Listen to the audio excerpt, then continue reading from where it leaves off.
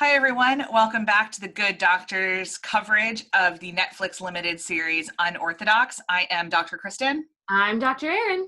And this is the conclusion episode, if you don't count the little mini documentary that they gave us about how they made it. And this one is where a whole lot of the story comes to a head. I think they left some things on the table that I wish they would give us episode 5 and kind of clean up a little bit more. But the real main storylines of will Moishe and Yanky find Esty? Will Esty ever talk to her mother? Like, some of those were resolved in this time. And we get Esty's audition to the conservatory. And we have a lot of hard conversations about relationships and community and obligation and family. That were both beautiful and gut-wrenching in this way that I think has to exist when you are leaving a community. Yeah. And what that looks like. Just a couple quick, timing notes. We find out, for instance, that Esty did know that she was pregnant before she left New York, and she was really excited and ready to tell Yanky, and instead Yanky asked for a divorce. Yep. And that is the precipitating event that motivated her to go to her piano teacher, present all the German citizenship documentation, and ask for help. Mm-hmm. And that is why we should not be surprised, but the baby is why they're going after her. I'm not entirely sure that that Yanky is very concerned about his wife. I think as much as he is capable of loving somebody outside of the communal bond that he's been told is necessary. Like, I think he loves Esty as much as he can beyond what he's supposed to love about his wife. That might sound like I'm saying the same thing, but I'm not. So that might be clumsy. 'Cause he broke my heart a few times in this. Yeah, this episode was tough for Yanky. I mean, I think he's still a sympathetic character, unlike Moishe, I think, for me still. But yeah, a couple of times he just doesn't get it, right? And like, he confronts Leia and tells Leia that Esty's pregnant. And it's more about the pregnancy and the being a family. I mean, there are parts at the end where he's, I think, really genuinely like trying to convince her to come with him. But I don't know that he doesn't understand really when Leia says, like, what about what Esty wants? That thought has literally never occurred to him. No, and I think he thinks he understands it, but even at the end of the episode, when Esty tells him, he still doesn't understand it. And I think that's just, he's a product of his upbringing. Yeah. That's what I mean. Like, within the bounds of who he's been taught to be, I believe he genuinely feels affection for her. Yeah. And genuinely loves her. There are probably other people in that community that do not share that kind of, but I think he genuinely, within what he's allowed to feel in a certain way. That sounds so trite, but yeah. But I think too, like, the naivete of thinking that, like, he's made a couple of these gestures, not including cutting his curls, because that was exceptionally traumatic, and I don't want to minimize the importance of that. Buying the necklace, saying, like, there's nothing wrong with you, it's okay that you're different, like, we can still be a family. I'm like, you think you can go back to Williamsburg and things will be fine because she's pregnant? You think Esty wants to go back to wearing a wig now? Like, I was just like, what are you doing, pal? What are you doing here? I thought it was really, like, I was thinking, kind of what broke her about the divorce. And I'm not entirely sure if it was asking for a divorce. I think it might be that his mother told him to do it. Yeah. Yeah. And that, like,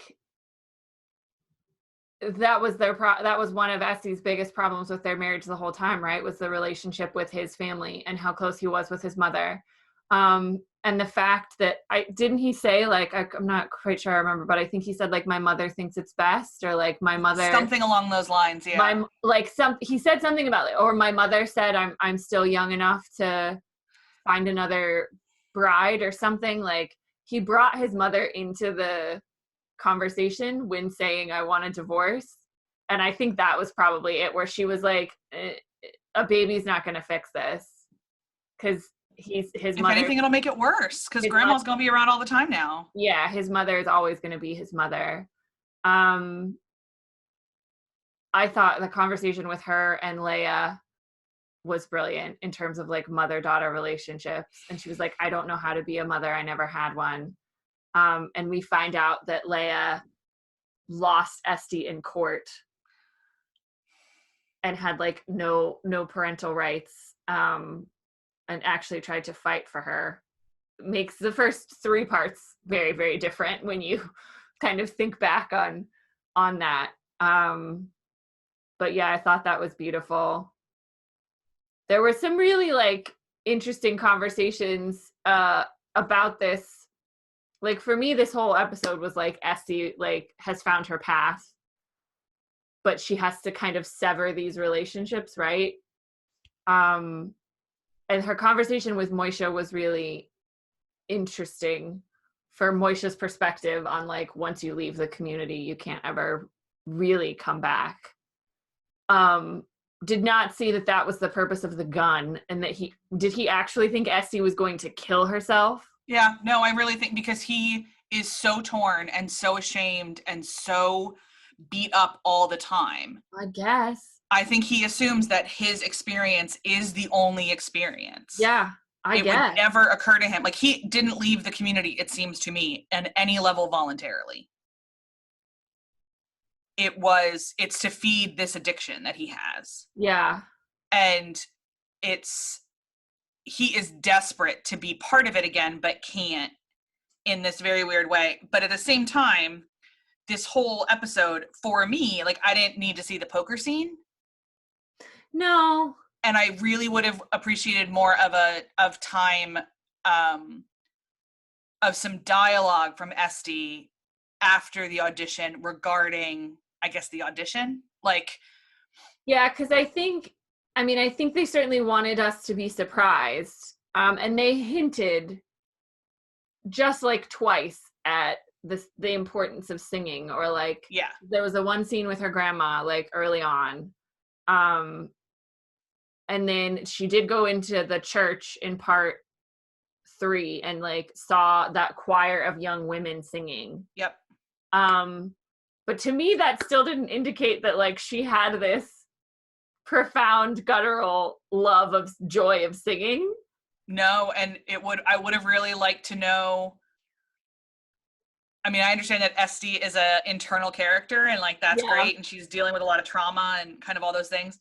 But like cinematically, a video, like just her crying as she walks away from Yanky and is okay by the time she gets to the cafe, like I could have used some dialogue. Like, I know. And like, yeah, I could have used just a little bit more from her on that, because I still was like, oh, okay, her real passion is singing. And then like her first audition wasn't that great singing wise. And then like when she sang, I'm assuming she was singing in Yiddish or Hebrew. Yes. A song. Or I couldn't tell the difference between Yiddish and Hebrew in this particular case. But I liked too that we didn't get the translation. Yeah. Because that wasn't for us in this way that was really kind of profound. It was deep. Yeah, it was deeply personal, I think, for her. But like, you know, you could have had, so all her friends show up at the cafe. 2 minutes of, hey, we didn't know, like the really bitchy Israeli girl could have been like, I didn't know you had the pipes. Yeah. And there's a cute little look between her and Robert, and then she like lays it out a little bit, and I mean, I guess she kind of, but not really why for her. I mean, they asked her, like the judges asked her why singing, and like that she wasn't allowed to in her community. So we got that exposition, but that wasn't personal. That was like collective. Yeah, I would have liked, there was just, again, I think it's hard to end the story without understanding that, like, how would Esty know that her grandmother is dead?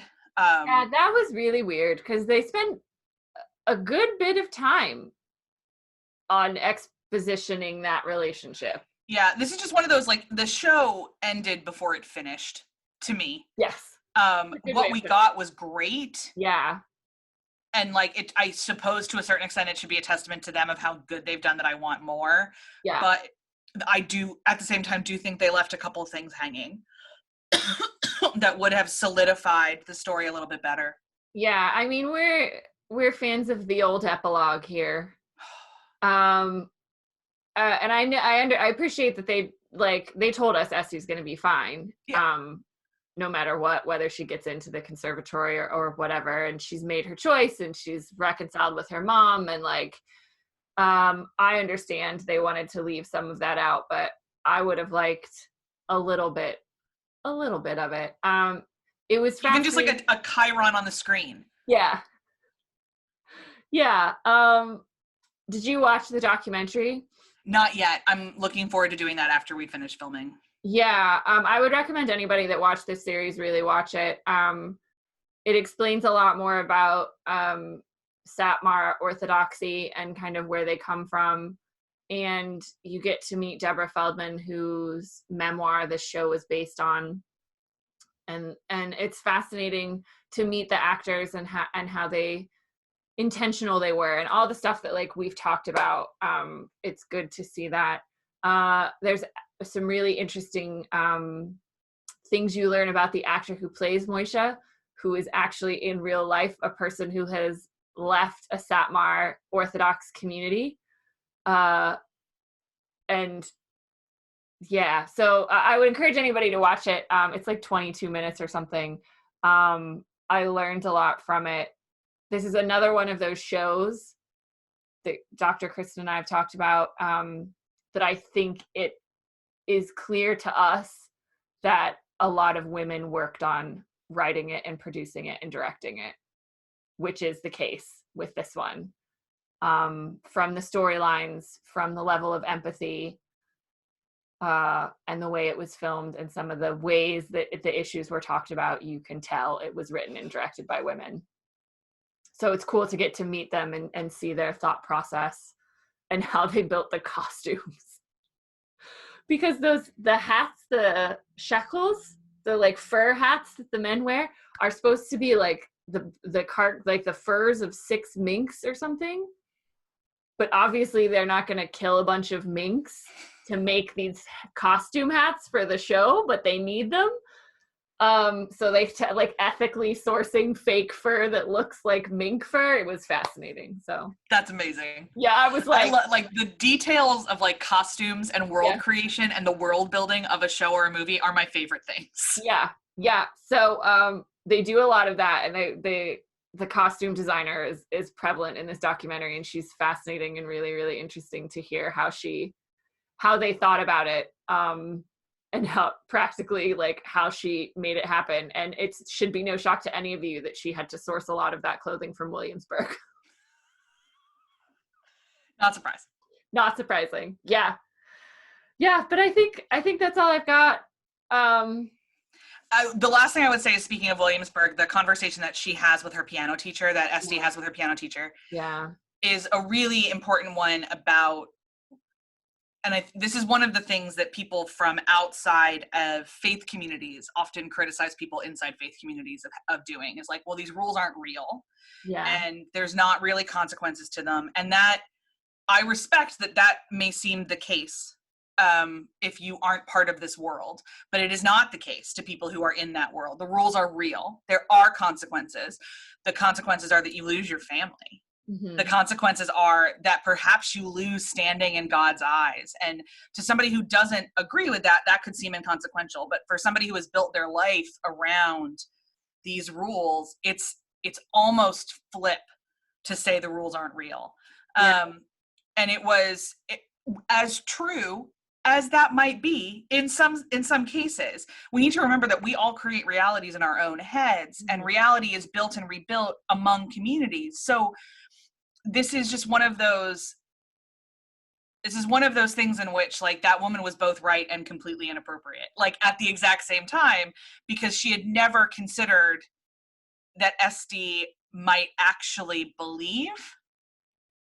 Like, to me, that whole conversation made me feel like she sees Esty as a prisoner. Yeah, because, you know, she was like, but it's America. You can just leave. And Esty, you know, she looks at her and says, Williamsburg is not America. It's not America. And the woman was like, yeah, but there's no moat. Like, there's nobody forcing you to stay. It's just I was like, yeah, it was dismissive, but like, I think illustrative of people who don't live in those communities. For sure. And like, I've never lived in a community like that at all, but I've definitely been in faith communities that other people don't understand. And even members of my own faith get really like annoyed at my theology sometimes. And it's a dismissive of the fact that just because it's not tangible doesn't mean it's not real. Yeah. And that's one of the principles that a lot of people who have a spiritual life, whether that's directed at a deity or directed at nature or directed anyway, kind of hold true, is that just because you can't see it and you can't measure it doesn't mean it's not real. And so it was kind of this moment of, she's going to hear that, Esty's going to hear that a lot for the rest of her life, that what was happening in Williamsburg wasn't real. Yeah. And that's a lie. It was deeply, deeply real. Yeah. And I think, you know, this whole show, they've done a good job of kind of balancing a theological exploration of Satmar orthodoxy. And like starting with the Passover Seder, I thought was really, really engaging and instructive. And you get a real clear sense for how their theology has shaped kind of and justified the community that they've created, right? Which is what every group has to do. Yep.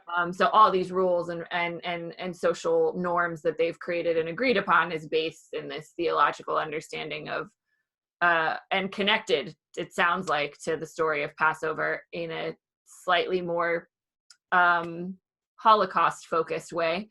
But still, like, and I know nothing of Passover Seders, and I know you've been to a couple, but I thought that juxtaposing that with the conversation that confrontation, I should say, that Moishe and Esty had, was a real interesting part of this episode as well, but also just kind of left off. We never really got Esty's theology or how it had evolved. And maybe that's the point. She's still thinking about it. And she says to Yanky, like, I still don't know who I am yet. I'm still learning who I am. But it was interesting to get all of that and then to not, it's another thing that they didn't answer. And that might be intentional and that might be great. A little nod to the fact that just a little bit more. Yeah. A little bit more would have been nice. Yeah. Yeah. But other than that, I mean, one of the most interesting things I've watched in a long time. Yeah. And one that I will wholeheartedly recommend to anyone. Yes, that is true. So that is our wrap on Unorthodox. Next up, we are starting the Hulu series, Mrs. America, which tells the story of the movement for the Equal Rights Amendment. Which is a prescient thing because we are also in the year of the 100th anniversary of women getting the vote, white women getting the vote. Yes, and we are currently embroiled in a discussion on whether or not we can actually ratify the Equal Rights Amendment because we now have the number of states needed to ratify it, but there's a whole long history of why that may or may not be okay. But I think it'll be a fun and interesting exploration of feminism and equal rights and maybe some really good 1970s music and crazy hair. Can't wait. Yeah, we'll see you guys then. Bye. Bye.